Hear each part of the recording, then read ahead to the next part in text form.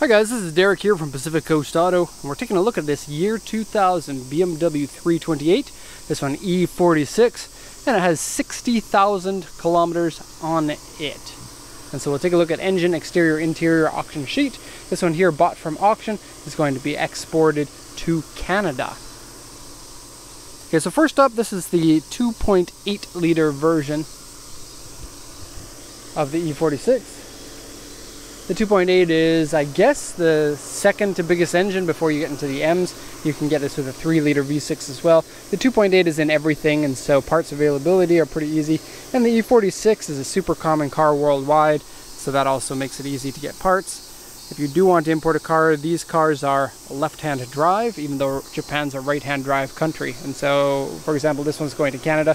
It can be driven there just like you would a normal BMW. What's cool about getting Euro cars from Japan is most of the time they come in German spec, or the Japanese spec is similar or identical to the German spec version. And so, to some people, this is pretty important. I don't know what any differences would be between the E46 Canadian and Japanese version of it, though. Okay, so first off, let's take a look at the auction sheet here. Year 2000 BMW 328. This is an auction grade 4B. I kind of would give this one a 3.5B. The exterior, I think they were a little bit not picky enough on it, and I'll get into more details when I go over the exterior here. 59,674 kilometers, automatic transmission, alloy wheels, power steering, power windows, airbag.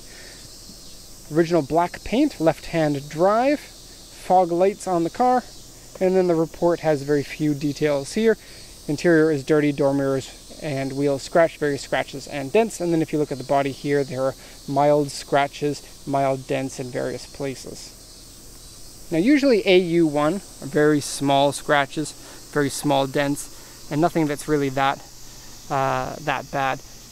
This one, the left side here has one dent that looks like a U2 that I think they really should have mentioned, and then a number of fine scratches here and there, some of them which could be polished out, some of them you probably won't be able to, but there are lots of them. If this were my car, I would take it to a detail shop and see what they could do about getting rid of those scratches.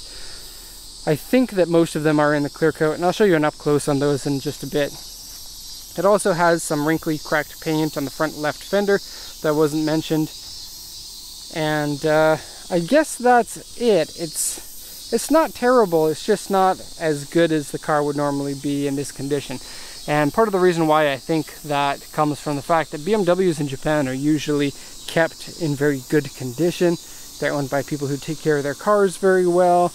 They tend to be pretty expensive in Japan compared to other countries. And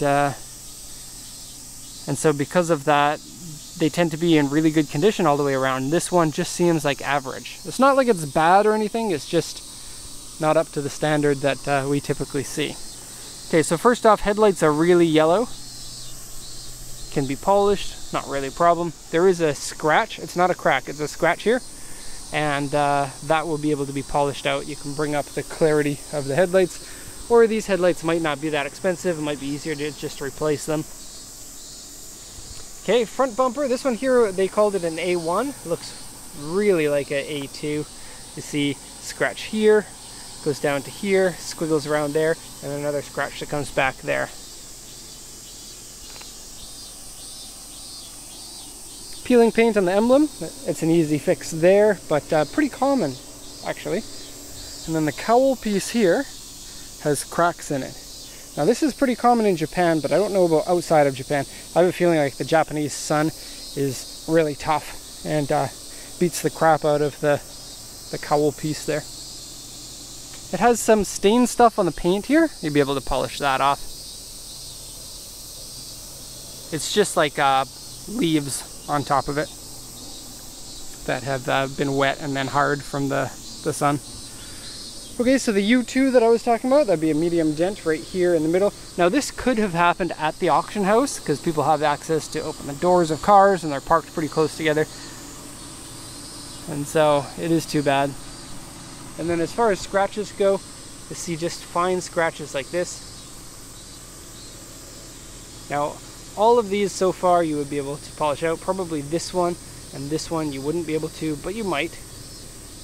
And then some near the handle here. and the worst ones are near this handle back here. Okay, now the other side is really clean. It looks like people only ever entered the car from the left side here. Stock exhaust, stock tail lights. Not really much to say there. The trunk has electronic open, so it's a button there that opens it. Nice sized trunk. People these days don't buy sedans as much as they used to. I have to say though that sedans are probably going to go the way of the station wagon in a few years. All these people buying crossovers now, and then the sedans when they come back into fashion, there's going to be a lot of enthusiasts who really like them, and not very many to buy. I'm not a big fan of SUVs myself, unless it's a Land Cruiser, and so I really like cars like this. They have a very traditional, tasteful look to them. I guess there's not much about the E46 that hasn't already been said by a million other people. I'll go on the other side. The interior is really good. 60,000 kilometers, so really good interior. Mechanically, the car looks perfect, but the interior does have some scratches on the console. It's more BMW's fault than anyone else's, because they made their console out of rubberish material. It scratches really easily. Okay, so you can select your own gears in this one with the gear selector. Even though it's an automatic, you can still select your own.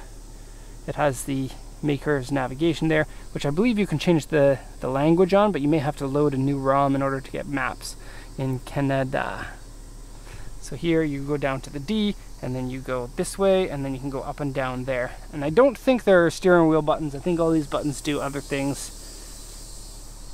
AC is so cold. The best. 16 degrees. And in your face. I love how this works. You can pick all three if you want, or you can pick just two, or you can pick just one. So really cool. Power windows all work normally. This kind of annoys me. I don't like armrests to begin with, but your hand hits this every time you try to get the e-brake. It can go up, but it's just annoying. Things that aren't designed properly annoy me. And here's the scratches I'm talking about. See near the cup holder? And then see more on the ashtray lid. Doesn't smell strongly of cigarettes, but you can tell it has been smoked in. There are kind of like little marks on here. See?